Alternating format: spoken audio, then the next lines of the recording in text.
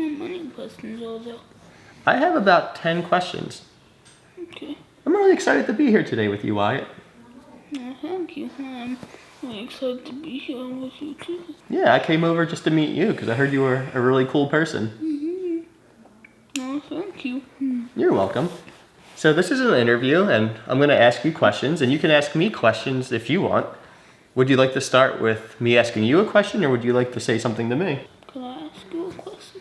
Yeah, of course you can ask me a question. How was your life?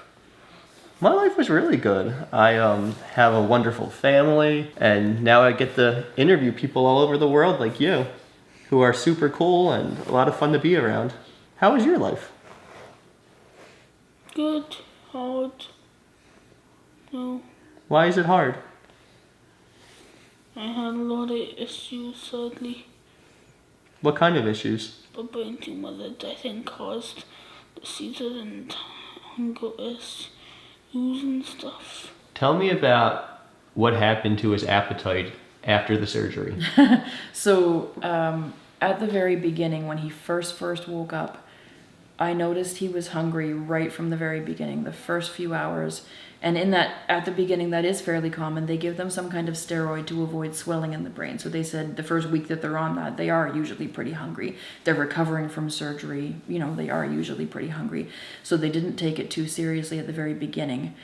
I took it seriously because he had never been like that his whole life. He would eat a wide variety of food, but not a large quantity. So for him to be food seeking even the first 12 hours, constantly, every 20 minutes, can I have a snack? Can I have a snack?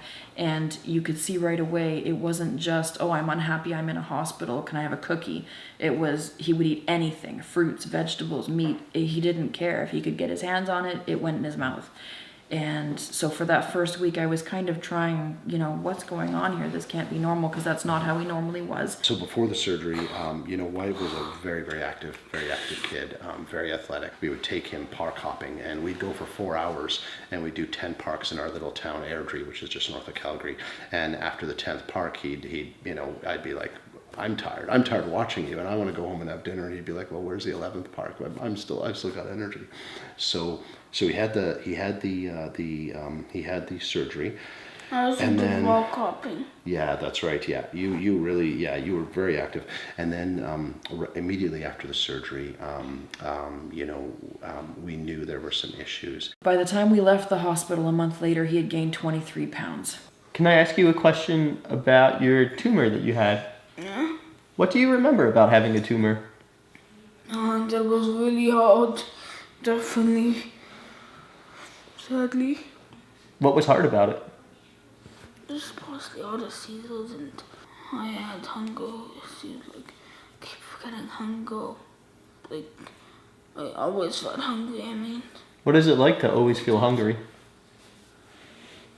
Bad, annoying. Tell me Wyatt's story in a linear fashion. So when Wyatt was little, he was diagnosed with what they described at the time was one end of the autism spectrum, as what used to be called Asperger's, and that was when we had noticed him doing certain things or acting certain ways. And around the same time, he had his first major seizure. And that was at age 3 or so, right? About age 3 and a half, yeah. And so we kind of went along with that. He was treated with epilepsy medicine, and as time went on, it was going well. It was controlling his seizures. He wasn't, doing too badly. If you were to introduce somebody meeting Wyatt for the first time, how would you introduce him? I say, hi, this is Wyatt, my son, and he's just turned 9. Wyatt has been through a lot of medical things, so it's hard sometimes for Wyatt when we're in a crowd or in a lot of noise, but he pushes through, and he's as calm as he can try to be, and you're always trying to make friends wherever you go. I want you to imagine that you find a magic genie lamp, and a genie comes out and he says, Wyatt, I am a genie, and I grant you one wish. You can wish for anything in the world. What would you wish for?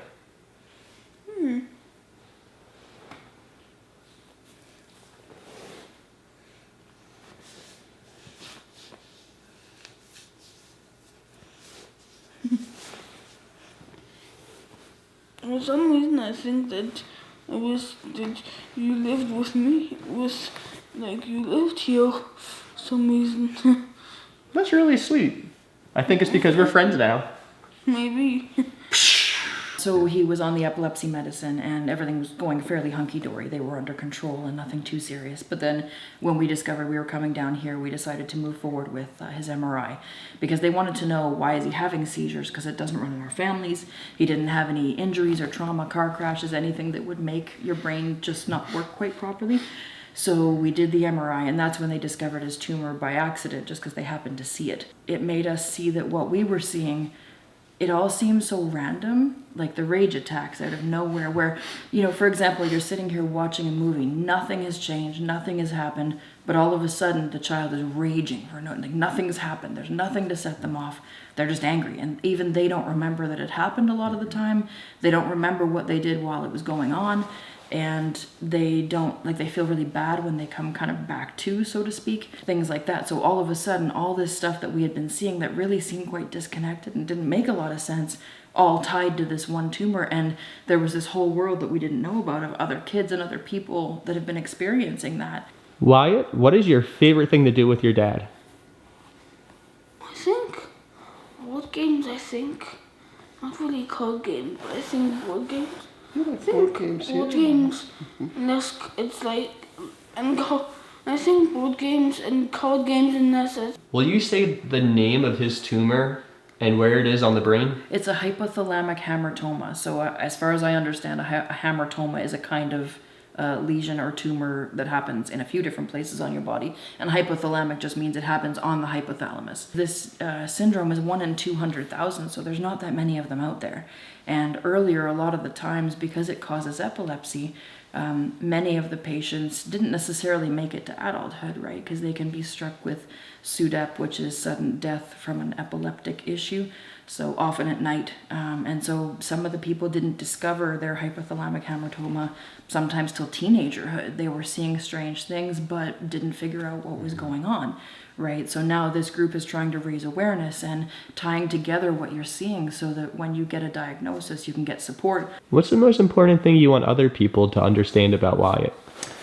I think the most important thing is that these kids, they have these big challenges. Just making it through a day, right, takes so much energy out of them. He's on like 8 medications, right? Some of them, like all medications, they'll have little side effects. Do you have less energy now after your surgery? Yeah. What's it like to have less energy? Honestly, because I miss rock hopping and rock hopping. On a normal day, what kind of things do you do? I'm in Minecraft in school if it's a weekday. After his tumor was discovered in his brain, tell me about the options they gave you and how you decided on your action plan. Gosh, that was a hard one. One of them, they were describing, okay, this is what he has.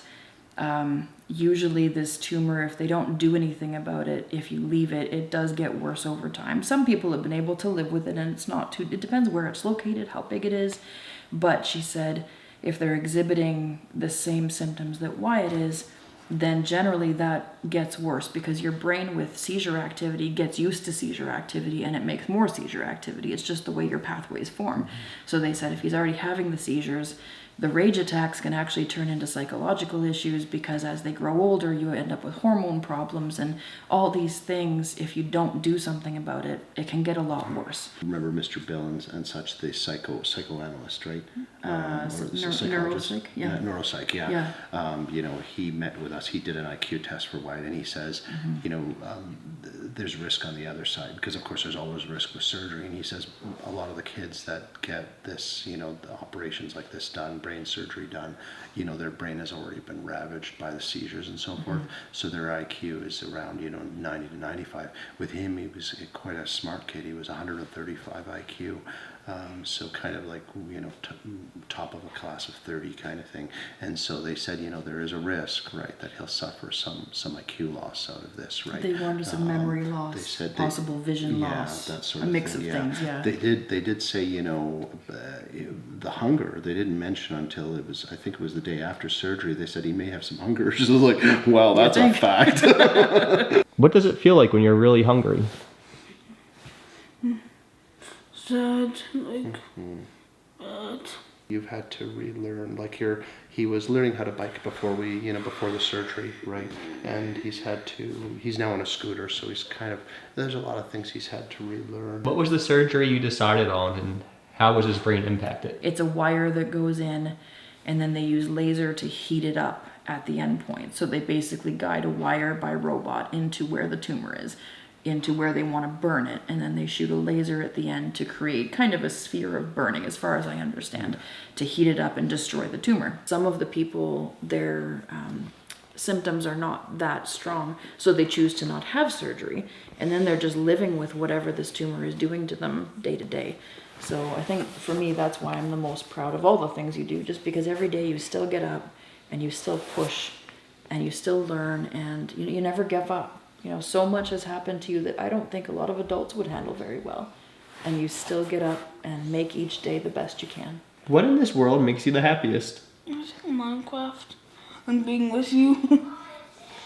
Being with you makes me happy too. Oh, thank you. I've never played Minecraft though. Is it a fun game? Yeah. Did the surgery go as it was expected?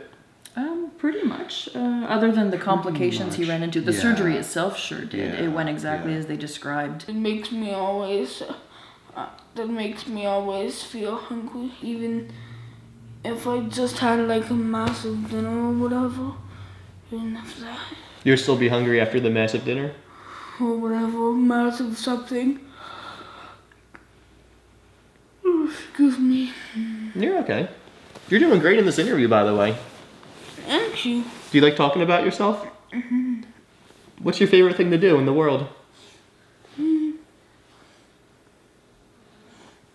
shouldn't just be with people. He's waking up at night. He's never fully. He could eat a whole Cracker Barrel meal, for example, and still be saying he's hungry, which is impossible. It's just not possible. Whereas before, with his autism, before the surgery, right before he had the hunger issues with his autism, he would chew food to death. Like it would take him half an hour to eat a snack. Fight to get him to even finish a meal. Yeah, just because of the sensory, he'd have to chew, and I guess it's common with autistic kids. They'll chew their food to mush, and after the surgery, he was suddenly so hungry he was like swallowing cookies whole. Did anything become more difficult after you had your brain surgery? I don't think so. Were there things that were like tougher to do? I think try and control my hunger. I remember us going for a walk around the hospital, and he was almost trying to steal food from. He felt he was just starving, right? You felt like you were just starving. Food? When? Almost like when you saw food that other people had left on the table, you said to Mom, you said, why can't we have that? They're leaving it. They've already left the table, so why can't we have it? Because if you picture being hungry all the time, it encompasses all parts of your brain, right? If you've ever felt hungry, it's a bit distracting, right? And if that never goes away, it becomes this constant, when's my next food coming? And it just overwhelms everything you're trying to do, and it makes them quite agitated, right? Because they're always looking for food.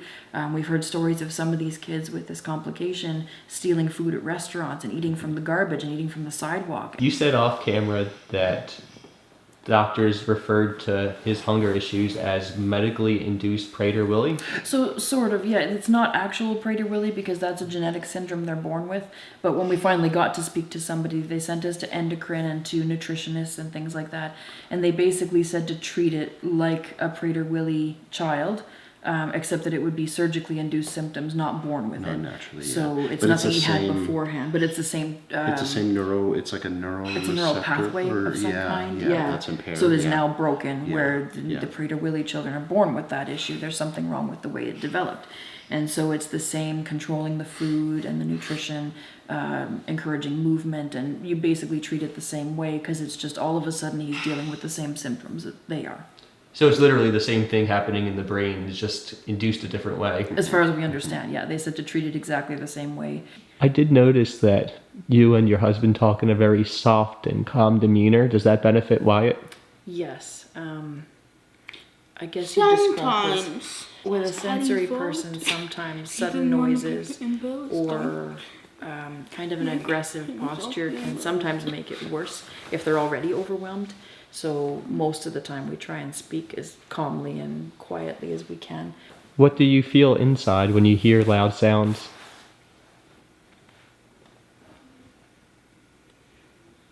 I'm a little bit overwhelmed. How does Wyatt tend to act if he feels overwhelmed? If it's sudden, sometimes he'll try and cover his ears. So sometimes, for example, Lincoln gets overexcited and gets really loud or he gets angry or shouts and things like that. Hi, Lincoln.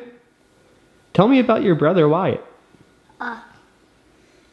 He turned 9. What's your favorite thing to do with your brother? Think Lego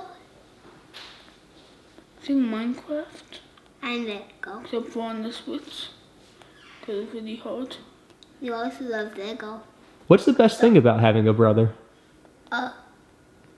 Being happy and loving the ball. If you could send one message to the whole entire world, what would you say? Not sure. You could say anything. Anything at all. I think just about my tumor, not tumor, but I think I mean like what I've been through. You want people to know about your experience? I think so. What do you want them to know about it? I think just all of it. At least the hard parts anyway. There's a big cliche of you don't know what somebody's been through, and that's absolutely true. I think it's important to think before you say things, or even think before you give somebody a funny look. I know it's hard because it's kind of human nature, but you never know when that person notices what you're doing, and it hurts their heart even if they don't say it. You know what I mean? And if we could change everything about the life that he's been given, we would, but we can't. And so we have to just do the best we can with the cards he's been dealt and hope that we can keep him as healthy as possible and teach him what he needs to know so that when he's an adult, he keeps himself as healthy as possible. After somebody finishes your video, what do you want them to think? I think just to understand what I've been through.